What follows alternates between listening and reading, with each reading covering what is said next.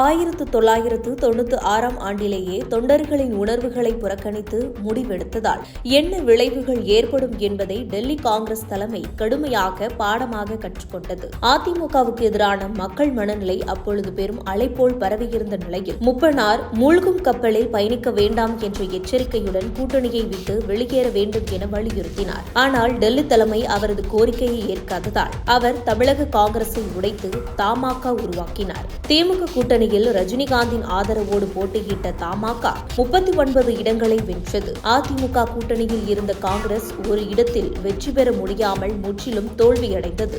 மக்களவை தேர்தலில் தமாக 20 இடங்களை கைப்பற்றி சாதனை படைத்தது. இந்த வெற்றி தொண்டர்களின் உணர்வுகளை புறக்கணித்ததால் கட்சி எவ்வாறு சிதறும் என்பதை டெல்லி தலைமைக்கு உணர்த்தியது. 30 ஆண்டுகள் கழித்து காங்கிரஸ் மீண்டும் அதே போன்ற சிக்கலான நிலையை எதிர்கொள்கின்றது. தேர்தல் பேச்சு துவங்குவதற்கு முன்பு சுமூகமாக இருந்த காங்கிரஸ் திமுக உறவு தற்பொழுது ஊசலாட்டத்தில் உள்ளது.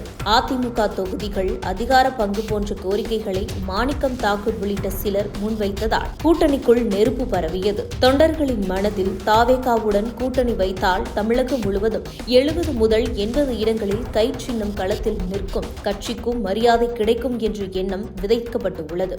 ஆனால் விஜயின் உண்மையான பலம் இன்னும் தெளிவாக தெரியாத நிலையில் திமுகவுடனான நீண்ட அரசியல் பயணத்தை தொடர விரும்பும் தலைவர்கள் கூட்டணி தொடர வேண்டும் என வலியுறுத்துகிறார்கள். தற்பொழுது காங்கிரஸ் சிட்டிங் எம்எல்ஏக்கள் உள்ள தொகுதிகளில் திமுகவை கோபப்படுத்தும் வகையில் எந்த பிரளயமும் வெடிக்காமல் பார்த்துக் கொண்டிருக்கின்றார்கள். ஆனால் கூட்டணி பேச்சுவார்த்தையில் காங்கிரசின் எதிர்பார்ப்புகளுக்கு மாறாக திமுக பிடிவாதம் காட்டினால் 1996 போல இன்னொரு பிளவு தமிழக காங்கிரஸில் நிலவ வாய்ப்பு உள்ளது.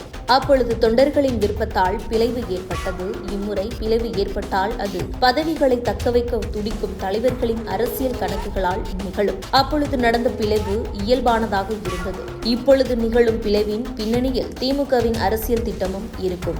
1996 பிளவு தேர்தலில் சாதனை படைத்து டெல்லி தலைமைக்கு பாடம் கற்றுக் கொடுத்தது. ஆனால் இப்பொழுது பிளவு ஏற்பட்டால் தேர்தலுக்கு பிறகு தலைமை எடுத்த முடிவு சரிதான் என பிரிந்து சென்றவர்களே உணர வேண்டிய நிலை உருவாகலாம் என காங்கிரஸ்குள் விஜய் ஆதரவாளர்கள் கூறுகிறார்கள். மேலும் டெல்லி காங்கிரஸ் தலைமை விஜயுடன் கூட்டணி என முடிவெடுத்தால் தமிழக காங்கிரஸ் தலைவர் பதவியேற்பில் செல்வ பெருந்தகை நீக்கப்படலாம். அந்த இடம் மாணிக்கம் தாகூருக்கோ அல்லது அவரது விசுவாசிக்கோ ஒதுக்கப்பட வாய்ப்பு உள்ளது.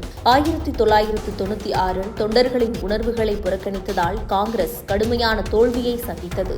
இன்று மீண்டும் அதே போன்ற சூழ்நிலை உருவாகியுள்ள நிலையில் தலைமை எவ்வாறு முடிவெடுக்கின்றது என்பதே தமிழக காங்கிரசின் எதிர்காலத்தை தீர்மானிக்கும். தொண்டர்களின் உணர்வுகளை மதிக்காமல் பதவி அதிகார கணக்கில் மட்டும் முடிவெடுக்கப்பட்டால் அது இன்னொரு பிளவுக்கு தள்ளும் அபாயம் மிகுந்து உள்ளது என எச்சரித்துள்ளனர். இது குறித்து உங்களுடைய கருத்துக்களை கமெண்ட் பாக்ஸில் கமெண்ட் பண்ணுங்க.